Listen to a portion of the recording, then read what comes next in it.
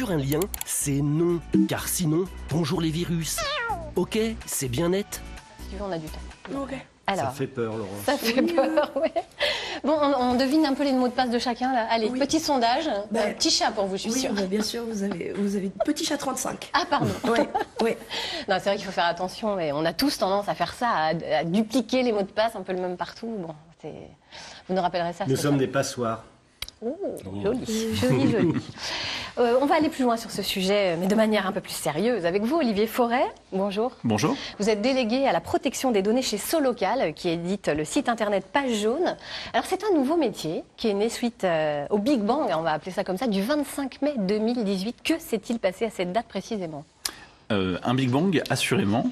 Le 25 mai 2018, un texte européen sur la protection des données est entré en application.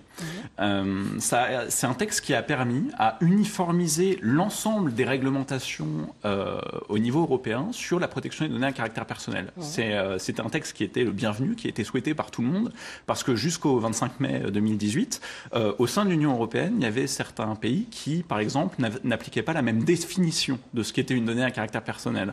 Donc maintenant, au sein de l'Europe, on parle tous de la même chose. C'était exactement l'idée. Alors cette loi porte le doux nom de RGPD. On C'est l'entendra souvent dans cette émission, donc autant commencer tout de suite à préciser cet élément-là. Ça a été une vraie déflagration parce que finalement, un bon nombre d'entreprises n'avaient pas anticipé cette révolution finalement. C'est exactement le cas. Alors ensuite, pour remettre en perspective cette déflagration et l'anticipation qui pouvait graviter autour, c'est un texte qui n'est pas sorti du chapeau le 25 mai 2018. C'est un texte qui a été voté en 2016 en version définitive et l'ensemble des entreprises disposaient d'un délai de 2 ans pour se mettre en conformité. Par ailleurs, en France, on appliquait jusque-là une réglementation qui date de 1978 et qui n'était pas à la ramasse par rapport aux standards du RGPD. Donc en fait, cette réglementation sur la protection des données à caractère personnel, elle a plus ou moins à peu près 40 ans. Mais par contre, ça paraît fou parce que 78, il n'y avait pas Internet. Ah, c'était des balbutiements. Mais en tout cas, avec les enjeux de société qui sont nés et les récents scandales dont tout le monde a bien conscience, effectivement, depuis le 25 mai 2018 et le niveau de sanctions potentielles que les entreprises risquent désormais, il y a une prise de conscience générale qui a été mise à jour et pour le meilleur de tous. Alors justement, on va rentrer dans le concret maintenant concernant les utilisateurs. Le grand public dispose très précisément de quels droits finalement sur ces données à caractère personnel. Alors, on a envie de savoir parce qu'on se pose beaucoup de questions à ce sujet-là, franchement. C'est légitime et ce qui est extrêmement important à rappeler, et donc ça fait une petite transition avec votre billet d'humeur, les données que les opérateurs collectent à votre propos n'appartiennent à personne. En tout cas, pas à ceux qui les collectent. Ils peuvent les valoriser, mais ça ne leur appartient pas. Par contre, vous, en tant qu'émetteur, que personne concernée, vous disposez de droits sur ces données, et même après qu'elles aient été collectées. Donc, il y a plusieurs droits, on pourrait tous les citer, mais les droits les plus saillants, ceux qu'on applique le plus dans la vie de tous les jours, il y a notamment le droit à l'oubli, que je pense une partie du grand public connaît, le droit de se faire oublier, le droit de disparaître, c'est un droit à l'effacement. J'ai mes données à caractère personnel qui sont détenues dans un fichier accessible en ligne. Ouais. J'aimerais l'exercer parce que je souhaite que ces données soient effacées. Il est possible d'exercer ce droit. De quelle façon ? Alors, en contactant les responsables de traitement qui ont une obligation légale, donc de prendre en considération cette demande et de la traiter efficacement dans un délai qui est un délai d'1 mois ferme. Et c'est une des énormes avancées avec le RGPD. Jusqu'au RGPD, les opérateurs avaient 2 mois. Maintenant, en 1 mois, il faut que la demande soit reçue et traitée. Il y a un autre droit, le droit à la portabilité. Oui, effectivement, moins connu, mais extrêmement utile pour les personnes concernées, pour chacun d'entre nous. C'est le droit d'obtenir une copie en langage clair de l'ensemble de ces données, afin d'en obtenir une copie pour son usage propre ou pour que ces données soient transmises à un autre opérateur qui, par exemple, pourrait être un concurrent. On peut faire une analogie avec la portabilité des numéros de téléphone. Oui. Que tout le monde connaît, mais c'est la même chose. Le numéro de téléphone est une donnée à caractère personnel que vous pouviez faire porter d'un opérateur à un autre. Maintenant, cette portabilité, elle est beaucoup plus large. Vous pouvez par exemple l'exercer auprès de votre banque ou auprès de services en ligne pour dire « je vous ai confié un certain nombre de données à caractère personnel, j'aimerais soit les récupérer directement, ou alors j'aimerais que vous les transmettiez directement à un tiers concurrent pour qu'il récupère toutes ces données, que je n'ai pas besoin de les redonner, que vous fassiez cette espèce de pont. » D'accord. Est-ce qu'il y a un autre droit important également ? On peut citer le droit d'opposition, par exemple. Je pense notamment à la sollicitation et la prospection commerciale, mais vous pouvez l'exercer de façon plus générale, c'est-à-dire c'est le droit de dire non. Je souhaite arrêter ce traitement, je ne souhaite plus être prospecté. Donc le droit d'opposition peut s'exercer de la même façon, très simplement. Donc par exemple, j'imagine que beaucoup de monde sont sollicités par email. Les liens de désinscription, c'est une manifestation de votre droit d'opposition. Vous manifestez votre intention de ne plus faire l'objet de prospection, et donc les opérateurs ont l'obligation de prendre en compte ce droit.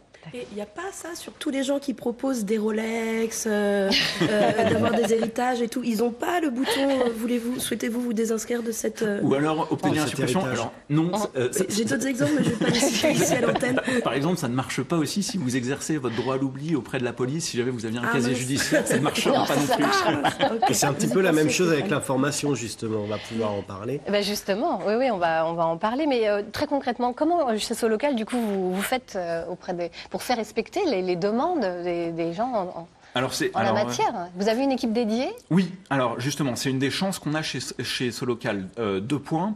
La première chose, chez Solocal, le RGPD, ça n'a pas été une révolution parce que le RGPD a imposé une nouvelle obligation qui est de désigner un DPO, un délégué à la protection des données, Data Protection Officer en anglais, qui est le garant de cette conformité et du respect de la réglementation, etc. Vaste programme. Ouais. Chez Solocal, en fait, depuis 2011, c'était pas une obligation, mais un référent avait été désigné, ça s'appelait un correspondant informatique et liberté à l'époque, et une équipe dédiée a été créée sur ce sujet spécifiquement, parce qu'on traite beaucoup de données à caractère personnel chez Solocal, et on sait que c'est un vrai sujet, et on veut le faire avec éthique, pour que nos utilisateurs, nos clients, nos prospects puissent nous confier leurs données en confiance. Ouais. Donc j'ai la chance d'avoir une équipe dédiée qui travaille spécifiquement sur la protection des données, et en parallèle de ça, on a créé un certain nombre de procédures qui nous permettent de prendre en compte avec efficacité et dans les délais, que ce soit les demandes d'exercice des personnes. Donc on a un délai moyen de traitement chez Solocal qui est de un peu moins de 4 jours. Si on veut supprimer des pages blanches, par exemple. Exactement. On parle de la liste rouge, entre guillemets, la fameuse liste rouge. C'est exactement ça. Ça, en 4 jours, désormais, vous garantissez que c'est effectif. Exactement. Ou si vous êtes un professionnel, personne physique, qui exercez en nom propre, vos données, même si elles sont professionnelles, sont juridiquement considérées comme étant des données à caractère personnel. Donc vous avez la possibilité de faire supprimer ou modifier vos données à caractère personnel très simplement, et on a créé des canaux dédiés qui permettent de le faire extrêmement efficacement. On a aussi des procédures qui nous permettent de nous assurer que nos contrats sont négociés de la bonne façon, avec un bon niveau de garantie auprès de nos différents partenaires, sous-traitants, etc. Parce que la conformité, elle se joue à tous les niveaux de la boucle.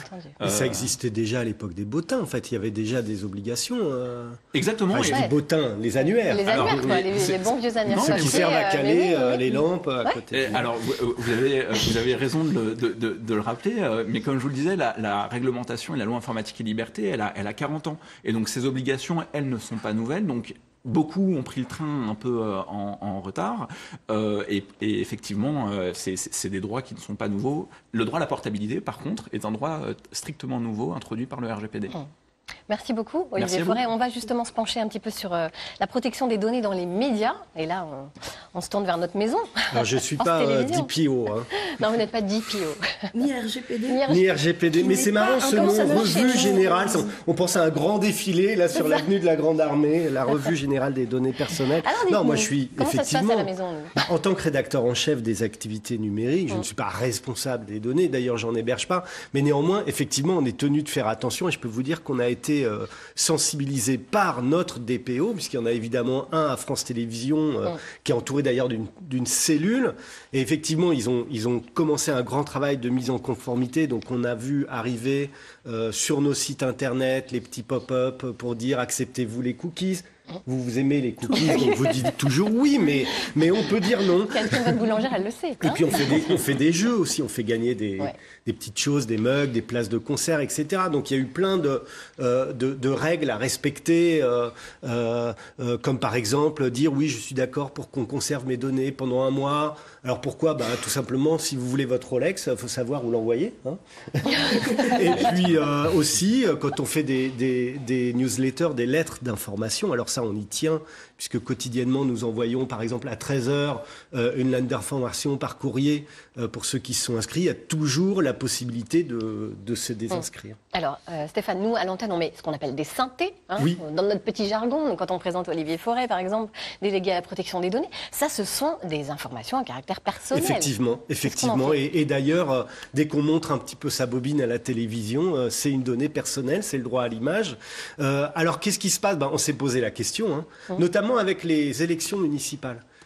Puisqu'on va commencer à citer les gens avec le nom de la liste, etc. Alors oui, c'est des données personnelles, puis ça va un peu plus loin que le nom et le prénom, ça vous engage. Alors la conclusion qu'on a eue avec la cellule spécialisée, c'est de dire qu'on était quand même dans le droit à l'information.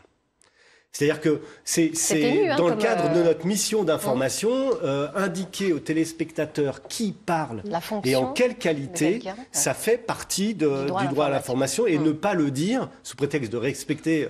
Alors, ça nous arrive de respecter l'anonymat, bien évidemment, mais donc on le donne dans le cadre du droit à l'information. C'est précisément le cas, et ce qui est, j'allais dire rigolo, alors c'est pour un geek du droit, c'est rigolo, mais on fait une balance des droits. Et là, on est face à 2 droits fondamentaux. Il y a le droit des données à caractère personnel est un pendant du droit au respect à la vie privée, et le droit à l'information est un autre droit qui est un dérivé du droit à la liberté d'expression. Et effectivement, de temps en temps, on fait cette balance, et l'un va primer sur l'autre. Et le droit à la liberté d'expression et le droit à l'information peut primer sur le droit à la vie privée parce que dans le cadre d'une société d'information, il est logique que les personnes puissent avoir accès à des informations sans demander le consentement d'autres. Voilà. Alors quelle est notre règle pour juger tout ça ? On nous l'a bien expliqué. On respecte, on applique une forme de proportionnalité. C'est-à-dire que, par exemple, pendant une élection municipale, vous êtes Laurence Postic, vous êtes tête de liste, c'est normal. Mais un jour où vous êtes interrogé dans la rue, ou un joueur de foot qui marque un but, qu'on va interviewer à la fin d'un match, on va pas dire de quel bord politique il est, ou s'il aime les pains au chocolat, ou s'il s'est fait larguer par sa copine. Donc il y a une notion de proportionnalité. On donne les informations dont le téléspectateur a besoin, on ne les conserve pas puisqu'il y a la notion de conservation. Mais c'est une vraie question d'ailleurs qui s'applique à nous tous avec nos répertoires téléphoniques, etc. Oui, alors du coup, qu'en est-il des téléphones portables ? Mais tout à fait, on a des contacts et puis surtout dans les rédactions. Le carburant des journalistes, ce sont leurs sources, leurs contacts, donc on les conserve. Mais voilà, on les conserve dans un lieu qui est protégé, dans un agenda qui est mis en place par la direction de la sécurité informatique. Et ce que nous demande la RGPD, c'est de faire en sorte que ces données soient conservées et pas jetées sur la voie publique. Bon, vous avez plein de numéros de portable dans votre petit carnet. Mais justement, c'est la question que je voulais poser, moi, puisqu'on a une consultation gratos. Qu'est-ce que je fais avec mes carnets de grands reporters ? Il y a de la bombe là-dedans. Ce sont des données personnelles et quelque part, je les conserve. Il faut faire attention où vous les conservez, en fait. Et à qui vous les transmettez. D'autant plus. La nuance est ténue, en fait, c'est ça, entre droit à l'information et conservation. Il ne faut pas laisser traîner ce carnet n'importe où. Typiquement, si vous perdez ce carnet dans le train lors d'un déplacement, ou même chez vous, ou dans la rue, votre responsabilité pourrait être engagée, effectivement, par rapport aux données qui sont contenues dans ce carnet, parce que les personnes dont les données personnelles sont contenues dans ce carnet n'ont pas forcément envie qu'une personne autre que vous détienne ces informations. Même si j'ai une écriture illisible ? Parce que je vous assure, je vous mets au défi de décrypter ce qu'il y a là-dedans. Ça sera une forme de cryptage, comme vous disiez. Voilà, on y revient toujours au fameux cryptage. Merci beaucoup. Avant de vous retrouver justement, Maître de la Monneraie, sur le cadre législatif qui régit la vente et l'achat de biens à distance, on va faire un zoom, à contrario, sur le commerce de proximité. Direction Lorraine, une petite commune de 730 habitants dans les Côtes-d'Armor. Tous ont uni leurs forces pour redonner vie au petit commerce. Ils ont monté une association, elle s'appelle Cœur de Bourg. C'est un reportage de Fabrice Leroy et de Jean-Michel Piron. Ce jour-là, le boulanger n'est pas en avance pour sa